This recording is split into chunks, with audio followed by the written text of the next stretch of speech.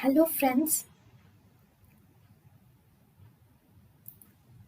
Welcome to Creative Medicine.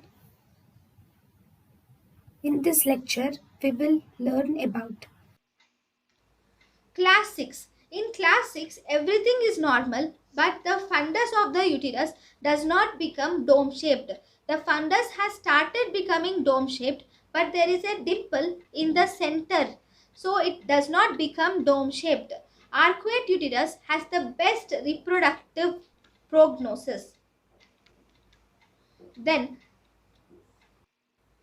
Class 6. In class 6, everything is normal, but the fundus of the uterus does not become dome shaped. The fundus has started becoming dome shaped, but there is a dimple in the center, so it does not become dome shaped. Arcuate uterus has the best reproductive prognosis.